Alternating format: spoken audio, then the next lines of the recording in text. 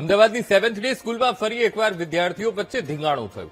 ધોરણ 7ના વિદ્યાર્થીને માર માર્યો હોવાની ફરિયાદ ઉઠી છે. 4 વિદ્યાર્થીઓએ બાથરૂમમાં લઈ જઈને વિદ્યાર્થીને માર માર્યો હોવાની ફરિયાદ થઈ છે. ખોખરા પોલીસ સ્ટેશનમાં વિદ્યાર્થીના વાલીએ ફરિયાદ નોંધાવી છે. તો ધોરણ 7ના વિદ્યાર્થીને 4 વિદ્યાર્થીઓએ માર મારીને શર્ટ ફાડી નાખ્યો તેવી ફરિયાદ થઈ છે. ડીઓએ શાળાના આચાર્ય અને એડમિશન હેડને નોટિસ ફટકારી અને કસૂરવાર વિરુદ્ધ કાર્યવાહી કરવાની ડીઓએ ખાતરી પણ આપી.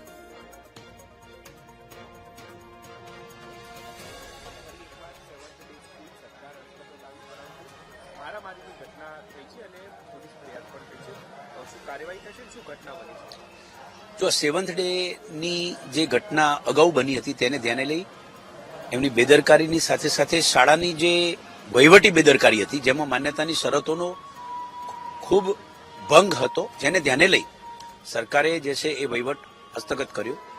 અમે વહીવટદાર તરીકે કામ કરીએ છીએ. વધુમાં આપને એ જણાવવાનું કે સ્ટાફ પ્રિન્સિપલ સહિત એ અગાઉના મેનેજમેન્ટનું જ છે. આ બેદરકારી જે ગઈકાલે દાખવી છે એમાં એવું છે કે ઘટના બની એ નિંદા લાયક છે. બાળકોની અત્યારની જે માનસિકતા છે એ ચિંતાનો વિષય છે. ધોરણ 7ના 4 વિદ્યાર્થીઓ વોશ એરિયાની અંદર મારામારી થાય છે. વિદ્યાર્થીના શર્ટના બટન તૂટી જાય છે. નાક ઉપર પણ ઈજા થાય છે. જાણવાજોગ ફરિયાદ પણ દાખલ થાય છે. પરંતુ આખી આ ઘટના જે છે તેની જાણ જે છે એ જિલ્લા પ્રશાસનને, જિલ્લા વહીવટી તંત્ર અથવા તો વહીવટદાર તરીકે અમોને સદર શાળાના પ્રિન્સિપાલ અને તેમના એડમિન હેડ દ્વારા કરવામાં આવેલી નથી. જે બેદરકારી દાખવીને અમે શાળાને, પ્રિન્સિપાલને, એડમિન હેડને નોટિસ પાઠવી છે, ખુલાસો માંગ્યો છે, વિગતવાર અહેવાલ પણ માંગ્યો છે. જો એમની ગંભીર બેદરકારી એમાં ધ્યાને આવશે તો તેમની સામે કાર્યવાહી કરતા અચકાઈશું નહીં. સદર શાળામાં જ્યાં જ્યાં વ્યવસ્થાપનમાં સુધારો કરવાની જરૂર પડશે વિદ્યાર્થીઓ અને શિક્ષકોના હિતમાં તે આગામી દિવસોમાં કરવામાં આવશે. આ ઘટનાની તપાસ પણ અમે શિક્ષણ નિરીક્ષકને સોંપેલી છે. એટલે શિક્ષણ નિરીક્ષક દ્વારા તપાસ અહેવાલ આવશે ત્યારબાદ વધુ વિગતે સ્પષ્ટ કહી શકાશે.